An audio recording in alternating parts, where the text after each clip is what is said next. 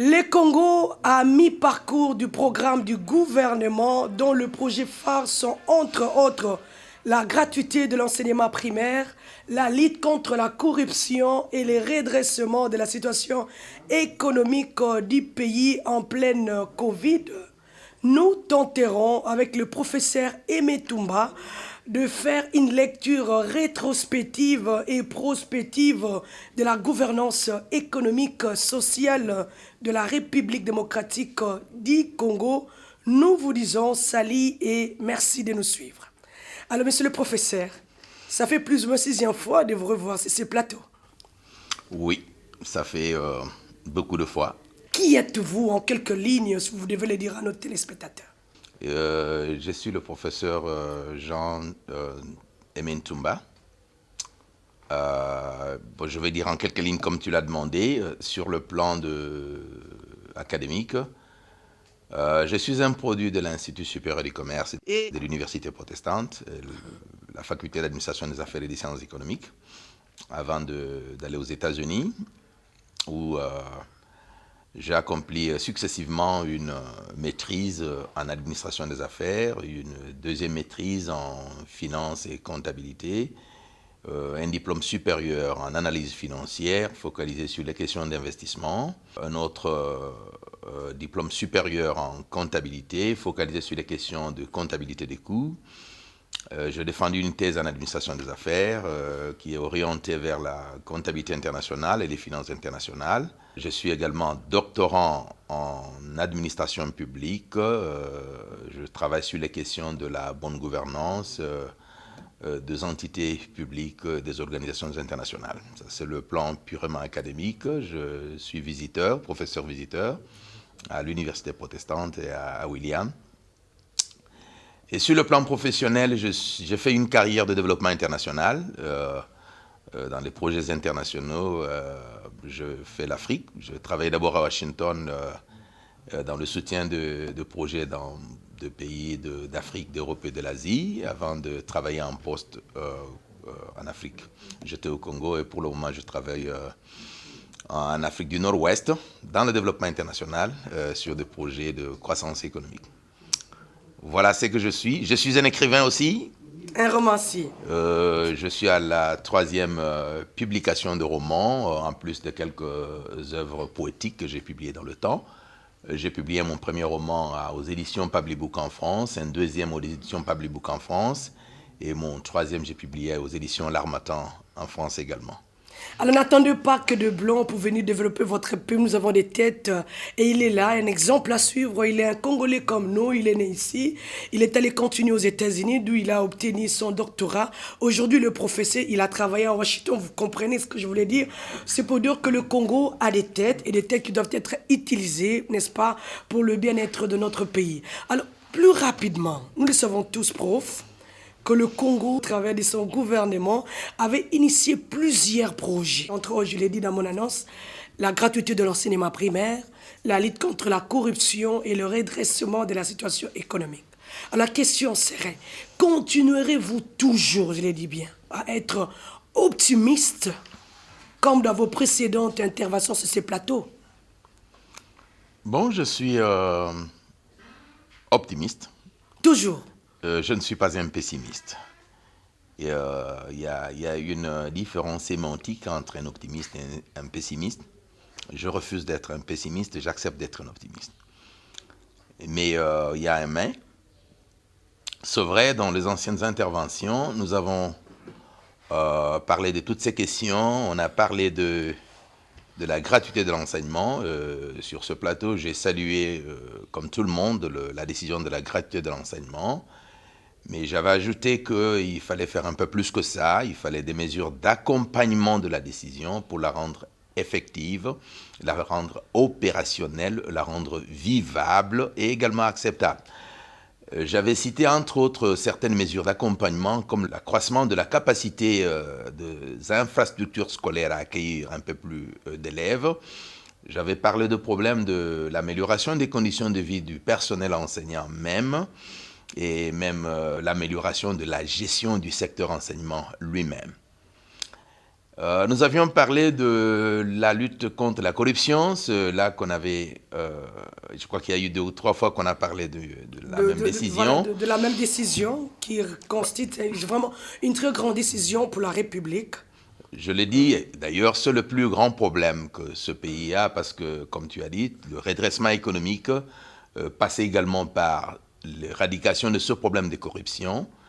Et ce ne sont pas de ressources qui manquent à ce pays, mais ce qui manque à ces pays, c'est l'utilisation de ces ressources. Et le plus grand problème qui gêne l'utilisation de ces ressources, c'est la corruption ou la fraude. Dans les émissions passées, quand nous avons parlé de la corruption dans ce pays, j'avais dit que je préférais bien parler de deux à la fois, de la fraude et de la corruption, et non seulement de la corruption. Mais c'est quoi la différence? Parce que souvent les gens se disent, mais est-ce que la corruption c'est la fraude ou la fraude c'est la corruption? Ça complique un peu là. C'est quoi la différence entre les deux? La corruption, elle est utilisée pour acquérir un service ou un bien en violant certains principes. Tandis que la fraude, c'est prendre illégalement ce qui ne vous appartient pas. Juste 2 Donc exemples. vous le connaissez, mais vous le prenez. 2 exemples terre à terre. Quelqu'un qui prendrait l'argent de l'État, qui ne lui appartient pas, pour le dépenser à sa guise, a commis la fraude. Mais par contre, celui qui, pour rendre un service qu'il est censé rendre à la population, voudrait se faire payer par quelqu'un, pratique de la corruption. C'est ça du point de vue sémantique. On n'entre pas dans beaucoup de détails. Continuons. Et lorsque nous avons parlé de ces choses, je vous ai dit que, pour ne rentrer que dans la logique du gouvernement de parler beaucoup plus de la corruption, la lutte contre la corruption, j'ai salué même la création de l'APLC, l'Agence pour la prévention de la lutte contre la corruption. Je dis que c'est très bien de l'annoncer. Mais ce qu'il faut savoir est que quand on parle de la corruption, surtout dans le contexte du Congo, je le dis que c'est un système. C'est un système, la corruption est érigée en un système de gestion, et un système de pensée, et même érigé en un système qui fait que celui qui commet la corruption est performant au Congo, parce qu'il peut gagner même des fonctions supérieures. On a connu des gens très forts en corruption et qui gagnent des promotions supérieures. Donc bref, que lorsqu'on parle d'un système sur le plan de la systémique, vous avez à l'intérieur du système de pratique, vous avez des lois, vous avez des procédures, mais au centre de tout système, il y a le facteur humain. Donc je le dis dans les émissions passées que oui, on devait combattre la corruption au Congo, mais on ne pouvait pas combattre la corruption au Congo avec les mêmes personnes qui ont perpétré les mêmes pratiques, les mêmes procédures et impliquées dans la corruption d'une manière ou d'une autre. Vous n'allez pas combattre la corruption de cette manière. Que la bonne manière de combattre la corruption dans ce pays et la fraude était d'abord de voir de changer l'homme. Le facteur humain. De voir le facteur humain. Parce que c'est le facteur humain qui perpètre la fraude, c'est le facteur humain qui perpètre la corruption. Et que tant qu'on n'aura pas changé ceux qui ont perpétré ces pratiques et ces procédures, dire qu'on combat la corruption, pour moi, c'est juste un simple slogan. Mais ce n'est pas vraiment un plan qui a 2 actions et qui montre la bonne volonté de combattre réellement la corruption dans ce pays. Non. Donc, c'est ça qu'on est dans les temps passés. Nous avons parlé également du problème du redressement, comme tu as dit, socio-économique. Et je le redirai encore. Parce que ce n'est pas aujourd'hui, ça ne date pas qu'aujourd'hui. Il y a très longtemps qu'on a commencé à redresser l'économie congolaise, le social congolais. Mais on s'est dit, où allons-nous avec Tous les C'est un grand régimes problème. vous parlent du redressement de la situation Il y a des socio-économique. projets, en Je n'ai pas encore connu un seul régime dans ce pays qui n'a pas parlé du redressement socio-économique. Mais c'est quoi le problème? Le On problème, n'arrive pas à cet objectif. c'est le facteur humain. Je dis et je le redirai encore, le Congo ne manque pas de ressources. Les ressources, nous les avons. Mais le problème que nous avons, c'est l'utilisation de ces ressources. Qui les utilise? C'est le facteur humain. Donc le redressement socio-économique de ce pays passe par un grand nettoyage sur le plan humain, le plan de recrutement, le plan de responsabilité. Qui peut être responsable de quoi? Tu sais, dans le domaine du choix des animateurs, j'ai toujours dit aux gens que nous avons 3 facteurs ou 3 critères très principaux. Lesquels? Tout animateur, il est conseiller, il est ministre, il est gestionnaire. Nous regardons 3 critères fondamentaux. Le premier problème, qui est au-dessus de tout, c'est l'intégrité et l'honnêteté. Deuxième chose, c'est l'engagement citoyen. Et la troisième chose, la compétence technique. Analysez un peu le profil de la plupart de ceux qui animent ce système, qui vous parle socio-économique, redressement socio-économique. D'abord, celui qui vous parle du redressement socio-économique à la télévision. Analysez son profil. 1. A-t-il un engagement citoyen? Je vous dirai tout de suite non. Deuxième, l'intégrité et l'honnêteté dans ce qu'il fait. Je vous dirai également non. La compétence technique, peut-être qu'il l'a. Mais ces critères sont cumulatifs. Pour produire des bons résultats, ils sont cumulatifs. La même personne qu'il ait la compétence technique, il sait ce qu'il fait.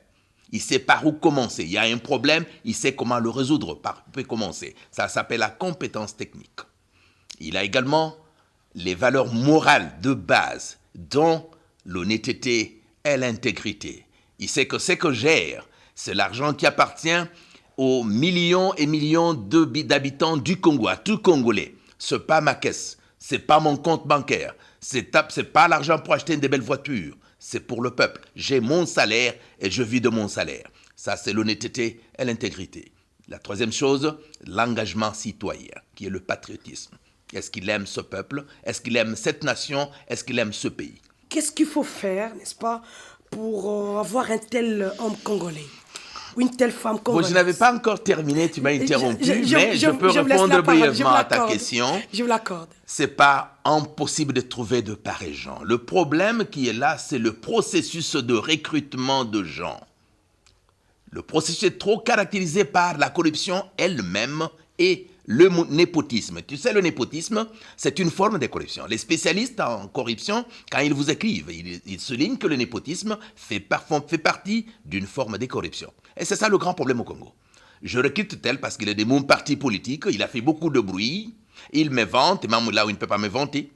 Il est membre de ma famille, c'est mon ami, je le connais, c'est l'ami de mon ami, c'est le frère de ma soeur, c'est le frère de ma femme. C'est ça les critères de recrutement. Mais vous allez dans des pays développés, par exemple aux États-Unis, avant d'engager quelqu'un, il y a ce qu'on appelle en anglais background check. Il y a des sociétés spécialisées. On veut t'engager, par exemple, te donner des fonctions. Il y a des sociétés spécialisées auxquelles on peut demander de nous dire quelle est la personne, quelle est la vie que cette personne a menée dans le passé. Et la société peut amener toute une fiche sur la manière dont tu t'es conduit. Et on peut décider sur base de la fiche si tu vois la peine de prendre ces fonctions ou pas. Donc le plus grand problème réside dans le recrutement. Ces gens existent, mais il faut les identifier par un processus de recrutement transparent, clair et fondé sur l'intégrité elle-même. Celui qui recrute doit être intègre, pas du népotisme. Et c'est ça le grand problème. Je vais continuer à être optimiste. Je sais que la situation n'est pas celle à laquelle on s'attendait. Si tu prends juste de petits indicateurs comme l'indice de corruption qui est publié par Transparency International, tu analyses seulement j'ai pris seulement les 3 dernières années. Et qu'est-ce que vous avez constaté En 2018, quand le gouvernement est arrivé, le Congo était à 161e place. en termes de corruption. Donc, il tendait vers la queue, le C'est pays un les pays plus très, corrompus. très corrompu du monde. Et en 2019, il passe à 168. Donc, il recule encore, beaucoup plus corrompu qu'en 2018. Et en 2020, il passe à 170. Donc, de 2000, et je n'oubliez pas qu'en 2017, il était en 161e place. Donc, ça veut dire que si tu analyses 2017, 18, 19, en 2020, le Congo de 2020 est le plus corrompu que celui même de 2017, de 2018, 2019. C'est donc la corruption va en croissance. Ce qui n'est pas bien, ce qui n'est pas Et une la bonne lutte, situation. et où en est-on avec la lutte? C'est ça le grand problème. Pourquoi la lutte ne marche pas? Bon, je vous dirai tout de suite qu'elle a été mal conçue et qu'elle a été mal animée. Un deuxième paramètre que j'analyserai, c'est ce qu'on appelle l'indice de facilité de faire des affaires, le Voilà. Ease Doing Business, qui a été publié également. En 2018, le Congo est à 184e place dans le monde. Et vous arrivez en 2019, il est à 183, juste un point d'amélioration. Et vous arrivez en 2020, il est toujours à 183, un point d'amélioration. 183, c'est juste un point. Donc ça signifie que l'environnement même des affaires Le climat des affaires. n'a pas été amélioré. À ce niveau-là. Et tu peux comprendre la raison pour laquelle, malgré tous les voyages du chef de l'État, il y a beaucoup de promesses d'investisseurs, mais peu sont venus jusque-là. Ils promettent, mais passer à l'action, ils hésitent. C'est parce que l'environnement lui-même n'est pas ce à quoi on s'attendait. Il y a encore beaucoup de choses à faire. Malgré cela, je reste encore optimiste. Il y a eu des actions. Tu prends par exemple notre IGF qui a montré quand même du zèle dans la recherche de gens qui pratiquent la fraude un peu, mais au bout du rouleau, c'est quand on pointe quelqu'un, le lendemain, vous le voyez libre sur la route, ou vous le voyez en train de travailler, il n'est pas inquiété. Bon, mais la question de savoir quel est l'aboutissement du travail de l'IGF. On a lancé ce qu'on appelait la coordination du changement de mentalité, une bonne institution qui a été lancée, qui devrait travailler sur ce qu'on appelle behavior change. Quel est le bilan de cette coordination? Quand je circule sur la route, je vois juste quelques panneaux publicitaires et des fois des petits spots qui passent à la télévision. Mais mon ami, dans un pays où moins de 8% de la population a accès à l'électricité, un spot publicitaire, vous atteindrez quel pourcentage de la population pour changer de mentalité? Moins de 8%. Parce que le moment où votre spot passe à la télévision, il y a 2 milliers de quartiers qui n'ont même pas de courant pour le suivre. Et la plupart des panneaux que j'ai vus, c'est à la Gombe. Et à l'intérieur du pays, je ne suis pas allé à l'intérieur, je ne peux pas déterminer. Donc, bref, la volonté politique, elle est manifeste. Mais c'est comme je l'ai dit dans les émissions passées. Il y a des freins qui font en sorte que le promesse ne puisse pas se réaliser, ou c'est quoi le problème? Le premier gouvernement d'un chef de l'État, c'est son propre cabinet. Et surtout dans un système, le plus proche. Surtout dans un système où on ne contrôle pas totalement, on ne contrôle pas les institutions. Nous avons un parlement où l'UDPS n'a pas la majorité, donc dépend 2 alliances. Notez cela. L'UDPS dépend 2 alliances. Au gouvernement, il dépend 2 alliances. Les ministres ne sont pas de l'UDPS. Ils répondent à leur famille politique. L'UDPS et ses familles politiques n'avaient pas le même projet de société. D'accord? Et dans un système politique pareil, le premier gouvernement d'un chef de l'État, c'est son propre cabinet. Je vous ai dit dans une des émissions que les spécialistes en direction collégiale ont expliqué qu'un leader n'a pas tellement besoin d'être un expert, mais d'être un visionnaire et un communicateur. Et pour être leader, tu as une vision, tu sais communiquer, tu sais embarquer les gens dans ta vision. C'est ça le leadership, les traits de leadership. Mais le leader doit être entouré d'experts.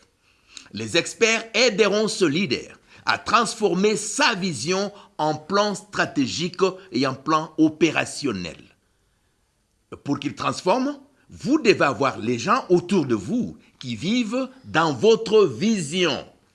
Qui sont capables. Parce que leur travail, c'est de transformer votre vision en plan. Donc, ces gens-là doivent vivre dans votre vision. Ça, c'est un. Comme je venais de le dire, avec les 3 critères ajoutés, l'engagement citoyen, l'honnêteté, l'intégrité et la compétence technique. Madame, vous pouvez vous-même tirer la conclusion. Je ne critique personne, je ne vais pas citer le nom de personne. Mais je vous dirais que, je l'ai dit comme dans l'ancienne émission, que je ne demande pas au président de faire le nettoyage, mais il y a nécessité de faire le nettoyage. Et le premier nettoyage, c'est autour de lui. Parce que son premier gouvernement sur lequel il doit dépendre le plus, c'est d'abord son propre cabinet. Parce qu'il a un gouvernement qui est un gouvernement ici de l'Alliance, qui n'est pas ici de son parti. C'est un gouvernement hétérogène. Il n'est pas homogène. Les membres de ce gouvernement ne répondent pas au projet de société de l'UDPS. Vous avez compris, là, cette émission n'est pas seulement là, n'est-ce pas, pour analyser, mais aussi donner des réponses aux différents problèmes du pays, n'est-ce pas, aux différents problèmes du gouvernement, que le gouvernement rêvait, n'est-ce pas, résoudre. Nous sommes là pour ça. Et ne dites-vous pas, parce qu'on parle de tout ça, qu'on le dise pour rien, non. C'est pour aider, n'est-ce pas, le président de la République, son gouvernement, à améliorer les choses. Pourquoi? Parce que ce Congo, cette République démocratique du Congo appartient à nous tous. Alors vous êtes vraiment trop optimiste. Alors nous aimerons connaître quelles sont les raisons de votre optimisme. Parce que ça dépasse toutes les limites. On se dit, mais qu'est-ce qu'il y a avec ces messieurs, ces professeurs? Écoutez, quelles sont les raisons? je vous ai dit que je refuse d'être un pessimiste. Quelle que soit la situation, quel que soit le moment, quelle que soit la situation, qu'elle soit bonne ou mauvaise, un peu douteuse, vous êtes toujours optimiste. L'attitude positive dans la vie d'un homme, c'est déjà un pouvoir à changer beaucoup de choses. Est-ce que ce n'est pas un retard parfois? Tu peux définir comme tu veux. Mais voilà pourquoi je suis un peu quelque peu optimiste. J'analyse le profil du chef de l'État. Il n'est pas expert, mais il est plein de volonté. C'est la première chose la plus encourageante. Et nous les saluons de là où il est. D'avoir un chef de l'État plein de volonté et qui reconnaît deux fois publiquement les erreurs. C'est pas donné à tout le monde. C'est déjà une très grande capacité et un atout pour le pays. Et nous les saluons, hein, toute l'équipe vous salue, la grande RTNC, le DG, nos différents directeurs, nous vous saluons, le PCA. Mais je sais néanmoins que pendant le parcours de quelques 3 années qui viennent de passer, il y a des erreurs. Et le plus tôt il peut se réveiller à corriger certaines erreurs. Et l'erreur est humaine. L'erreur est humaine. Oui. Mais le plus tôt il pourrait se réveiller à corriger les erreurs, il corrigerait également le parcours. C'est pour cela que je suis optimiste, parce qu'il n'est pas encore tard. Il a encore une année. Du point de vue que nous, ça peut encore aller. Ça peut encore aller. La première chose que nous avons, que je semblais saisir dans sa perception, et je ne lui donne pas tort, c'est que lorsqu'il parle beaucoup plus des pratiques démocratiques, il ne tient pas compte du niveau de civilisation du Congolais. La démocratie marche de pair avec le niveau de civilisation. Notez cela. Et je doute très fort qu'avec une démocratie claire, une démocratie pure, vous arriverez à vraiment amorcer le bon développement pour un Congolais. Il ne faudra pas une démocratie pour ce pays. Plus de 50 ans dans la vie des dictatures. Et la première chose qui a été détruite, c'est le niveau humain. N'oubliez pas, quand on parle du développement, la première axe de développement, c'est le développement humain. Exact. Pendant plus de 50 ans, aucun investissement dans le développement humain. Donc, avant d'amorcer les règles pures de la démocratie, commencez par investir dans le développement humain. Pour que les gens comprennent d'abord qu'est-ce que c'est la démocratie. Va sur la route. Pose la question à un Congolais moyen. Qu'est-ce que c'est la démocratie? Quelqu'un te dira, la démocratie, mais quand je jette la poubelle devant la maison, le gouvernement doit enlever. C'est ça la démocratie. Il ne comprend pas ce que c'est la démocratie. Et tu ne peux pas engager des gens sur une voie qu'ils ne comprennent pas.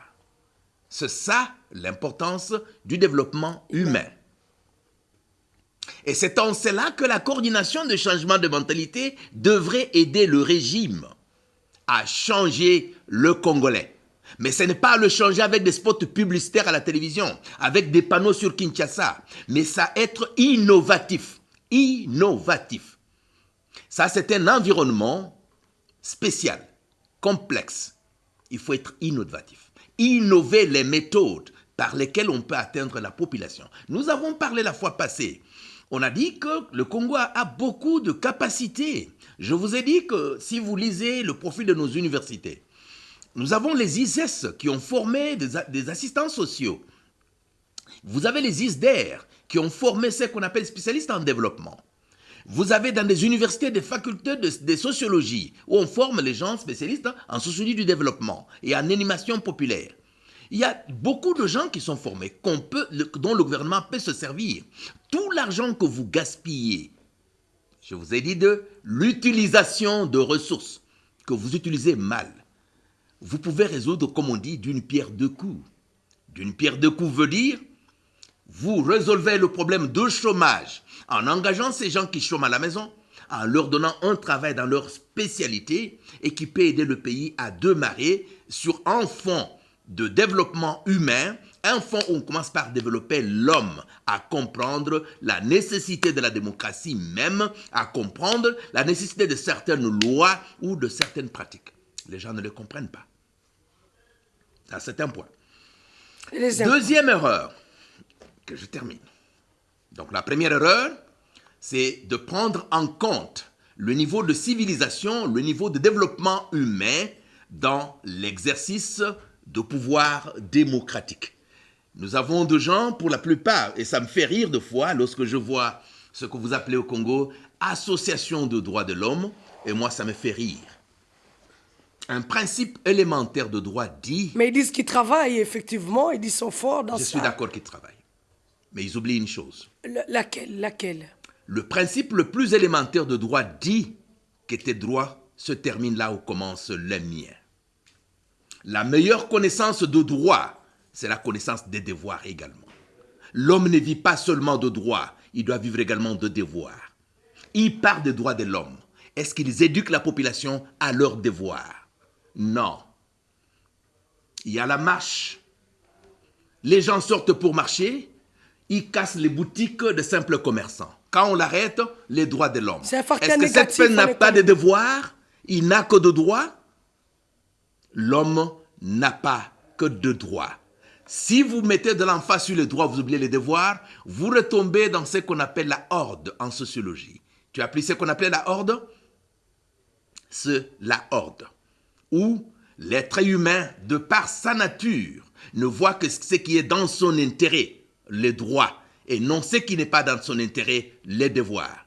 Et avoir dans un pays ce que vous appelez association de droits de l'homme, qui ne voit que le droit et non les devoirs des citoyens, vous avez une société qui va tout droit vers son déclin. Et le problème de ce pays, ce que vous appelez société civile, ne fait pas le vrai travail des sociétés civiles. Ils sont partout, ils sont partout, cette société. Ma chérie, c'est devenu une société politique et non civile. La plupart, ils créent l'association, c'est pour faire des bruits pour être le lendemain ministre. Ils créent l'association, ils créent l'ONG, son but visé, c'est d'être remarqués, de faire des bruits pour être remarqués, avoir un poste le lendemain. Est-ce qu'ils éduquent les civils? L'importance de la société civile, c'est l'éducation populaire, l'éducation de masse. L'éducation de masse, c'est à leurs droits et à leurs devoirs. Tout être humain doit connaître ses droits, mais il doit connaître également ses devoirs. Quand vous mettez seulement l'accent sur les droits, vous oubliez les devoirs, vous retombez dans la logique de la horde. Et c'est ça, vos associations de droits humains. Une autre erreur. Je dis, il y a beaucoup d'erreurs. Hein? Quelques erreurs. J'ai pris quelques erreurs. C'est au niveau du politique. Tout régime est une émanation d'un parti politique.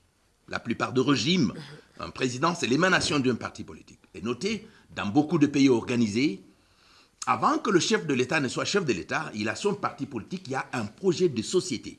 Et quand il accède au pouvoir, c'est pour appliquer le projet de société de son parti politique.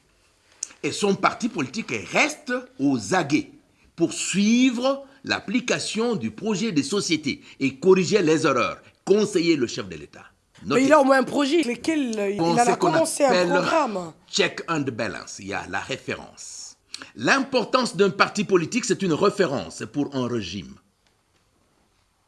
L'UDPS que je connais a évolué suivant deux environnements. On a eu l'UDPS de lors de la création qui vivait dans la clandestinité. Et la clandestinité, on avait besoin comme critère de base le courage. Les gens qui pouvaient braver la dictature, qui n'avaient pas peur de la dictature. Que tu aies étudié ou pas, tu verras parmi les collèges des fondateurs de l'UDPS, il y en a qui n'avaient pas fait l'université. Donc le critère était le courage, braver la dictature. Nous sommes arrivés à l'étape où on a ouvert l'espace démocratique. Et les années qui se sont suivies. L'importance pendant cette période-là, le critère de base était le populisme. Quelqu'un qui pouvait haranguer la masse. Parce qu'on a besoin, si on veut aller marcher, quelqu'un qui peut dire « sortez » et les gens sortent. Il harangue la masse. Maintenant, l'UDPS est au pouvoir. Et la stratégie, le critère, n'est plus le populisme. Ce n'est plus la peur, mais les capacités stratégiques de gérer et de conserver le pouvoir. Le parti n'a pas pensé à ce changement. Il n'a pas pensé à ce changement. Et qu'est-ce qu'il faut? L'ère actuelle... Parce qu'il faut résoudre le problème. Qu'est-ce qu'il faut? Parce que c'est le parti du président qui doit servir de référence, qui doit servir d'appui. Si on doit aller aux élections prochaines, le premier électorat le plus sûr, c'est celui de votre parti politique, pas de l'Alliance. Donc, on n'a pas saisi qu'on est dans une période stratégique où maintenant, ce n'est pas le populisme. Non. Ce n'est pas la peur. Non. C'est la capacité à s'asseoir dans une maison. Regarder l'environnement actuel. Regarder les perspectives d'avenir. Élaborer une stratégie. Comment gérer le pouvoir que nous avons et comment le conserver pour le plus longtemps possible. Ça, il peut le faire. C'est pour cela que je suis optimiste. Parce qu'il peut encore convoquer le congrès de son parti. Voilà pourquoi il est encore optimiste, comme vient de le dire le professeur Aimé Toumba. Il s'est dit il faut encore y croire, il faut continuer à y croire. Parce qu'il y a la volonté du chef de l'État, notre président de la République du Congo, M. Félix-Antoine Tshisekedi Tshilombo, qui a de la volonté et puis qui comprend au moins son environnement. Et il dit parfois tout haut certaines vérités pour décourager le mal qu'il y a dans son entourage. Un autre mandat veut dire l'amélioration, n'est-ce pas, de la situation sociale, économique du pays ou de la situation économique et sociale de la population congolaise. Vous êtes un grand analyste. Que proposez-vous, n'est-ce pas, à ces gouvernements, au président de la République comme remède afin de remonter la pente, comme vous l'espérez bien? Je pense que la première chose que je peux demander au chef de l'État, voilà. Laquelle? C'est d'initier de réformes courageuses et téméraires. Encore de réformes? De réformes. Une année seulement. Et lorsqu'on parle de réforme, le premier grand aspect de réforme, c'est le changement des animateurs. Et le changement des animateurs ne demande pas 5 années. Ça ne demande pas 6 mois. Ça ne demande pas 3 mois. En 1 mois, avec une bonne équipe d'experts qui peuvent l'aider dans le système de recrutement, il peut recruter de bonnes personnes qui, notez, ont la compétence technique, deuxième, l'engagement citoyen et qui sont honnêtes et intègres. Ils peuvent lui permettre de donner un très bon signal et un bon départ. C'est la première chose. De réformes courageuses et téméraires qui commenceraient d'abord par le changement des animateurs. Et la première maison qui doit changer, c'est sa propre maison, son cabinet. Deuxième, la gestion de la chose publique. Là, je sais qu'il y a des choses qui échappent à sa seule décision. Le Parlement, il ne peut pas être touché parce que ce n'est pas sa seule décision. Le gouvernement, il y a des délégués de différents partis politiques, mais encore faut-il même ces délégués-là, vous n'êtes pas obligé de prendre quelqu'un pour lequel vous avez de l'information sur le parcours. Moi, à sa place, je demande aux partis politiques de m'envoyer une liste de 5 à 10 personnes pour un poste. Et j'ai une équipe qui fait le travail de vérification du passé de quelqu'un, son itinéraire, parmi les 10. Et j'ai dit au parti politique, celui-ci, j'élimine. L'autre, j'élimine. L'autre, j'élimine, je prends celui-là. Première réforme, sa propre maison. Et là où il a la décision de reformer, de mettre les personnes qui répondent à ces 3 critères, ça sera un grand signal. Je parlerai dans les réformes là, il y a également la réduction des effectifs. On peut réduire le nombre de ministères, le nombre des conseillers de ministres et engager de nouveaux animateurs qui peuvent aider dans l'éducation de masse. Tout franc des surplus dépensés peut être réinvesti dans une autre action sociale.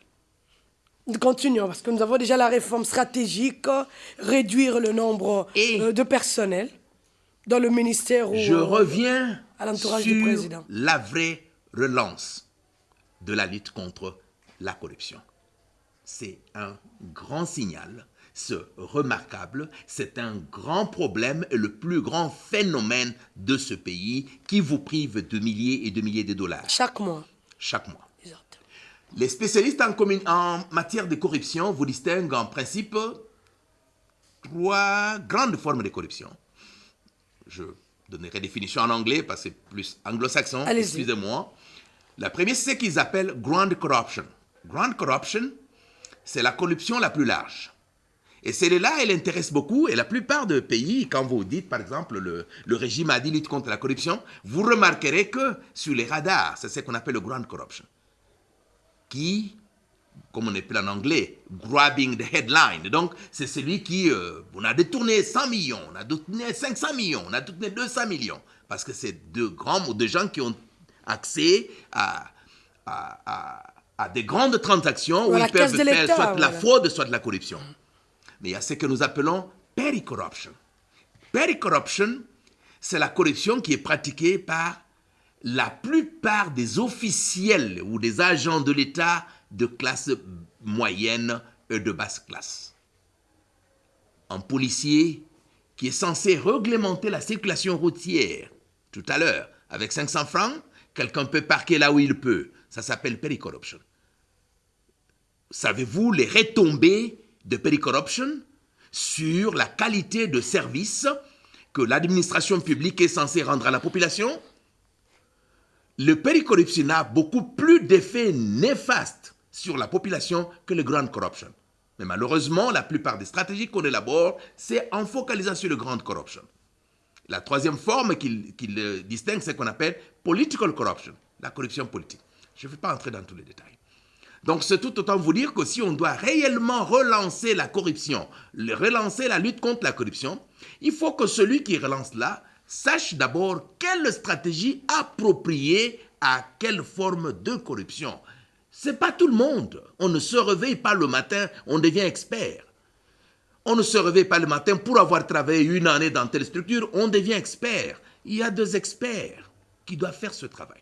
Même si on ne peut pas nommer ces experts, mais recourez à leur travail d'expertise comme de simples consultants pour la conception de la stratégie. Pour un pays qui, pendant plus de 50 ans, a été assis sur la corruption, mais ce n'est pas par les slogans que vous allez mettre fin à cela. Ce n'est pas par les slogans. Il y a des stratégies énormes que les gens doivent concevoir. Il y a des personnes clés qu'il faut mettre sur pied. Il y a le changement même de mode de gestion en renforçant le contrôle dans les mécanismes de déboursement de frais, dans les mécanismes de transactions gouvernementales, dans les mécanismes de gestion de la chose publique. Renforcer les méthodes de contrôle interne. Comment vous entendez combattre la corruption? Nous sommes presque à la fin de l'émission. Alors, en quelques lignes, nous avons abordé un grand point qui était la lecture rétrospective et prospective de la gouvernance économique et sociale de la République du Congo. En quelques lignes, que diriez-vous, je le dis bien, que ce soit aux gouvernants et à la population? Et là, sur le point de l'amélioration de la situation économique. Je commence par la population. Il faut de la patience. Une économie détruite pendant 50 ans ne peut pas être redressée en 2 années. Même pas en 5 ans. Même pas en 6 ans. À peu près combien d'années pour s'en redresser? Obama a mis 2 mandats pour redresser un seul mandat de Bush où l'économie américaine a dérapé. L'économie américaine a dérapé lors du 2e mandat de Bush. Mais Obama a mis 2 mandats pour corriger un seul mandat de Bush. Mais les États-Unis, c'est un pays avec infrastructure assise. Il y a l'infrastructure, il y a tout. Mais le pays où il n'y a même pas de route, il n'y a même pas de pont, il n'y a même pas de vrai aéroport, il n'y a même pas de logis décents. Plus de 50 ans de corruption, plus de 50 ans de destruction de la structure et de l'infrastructure économique. Vous comptez redresser en 2 années? Il y a quelque chose qui ne va pas? Même en 5 ans? Non. Ce que vous pouvez attendre du gouvernement, c'est comme je le dis, les signaux forts. Les signaux forts de la bonne gouvernance. Mais s'attendre qu'on peut redresser en 2 années, c'est utopique. Je ne dirais même pas utopique, mais je dirais au-delà même de l'utopie. Au-delà de l'utopie. Tu es économiste. Tu ne peux pas redresser une économie détruite en 50 ans, la redresser en 2 années. Quelle magie tu peux faire? Mais au moins, tu peux lancer ce qu'on appelle les bases, les nouvelles bases d'une nouvelle dynamique, d'une nouvelle gouvernance. Et ces nouvelles bases jettent déjà des signaux éclaireurs sur l'avenir. Donc la population, c'est la patience. La population, c'est l'engagement dans son propre développement, la prise en charge. Tout ne doit pas être fait par le gouvernement. Tu ne peux pas, devant ta propre parcelle, jeter les ordures et attendre que le gouvernement vienne tout le temps enlever les ordures devant ta parcelle. Ça, c'est la population. Prise en charge et patience. Aux gouvernants, c'est d'éviter la démagogie, d'éviter trop de slogans, plus de volonté que de décision. On doit quitter l'ère de slogans et passer à l'ère de réalité. Et le premier signal fort, comme je l'ai dit et je le répète, des réformes courageuses dans le recrutement de personnes. Parce que l'être humain demeure le seul facteur au centre de tout, au centre du développement, au centre de la relance, au centre de la gestion du pays, c'est l'être humain. Et le Congolais, tel qu'il est, le profil du Congolais, course effrénée vers le gain privé, course vers l'enrichissement illicite et rapide. Avec ce profil-là, ça complique trop les bidons. Il est temps de s'élever pour poser, n'est-ce pas, des bases solides qui seront considérées en 2023 comme des signaux forts qui donnera la chance à ce gouvernement, à notre cher président que nous aimons beaucoup, un autre mandat pour redresser, pourquoi pas, l'économie congolaise. Il est encore possible. Parce que le président exprime la volonté à chaque instant de changer des choses et nous y croyons fermement. Nous devons croire à notre chef, c'est pas ça. Nous n'avons pas de raison de ne pas le croire. On est obligé. Merci beaucoup de continuer à suivre la chaîne nationale congolaise. Nous vous disons au revoir et à très vite.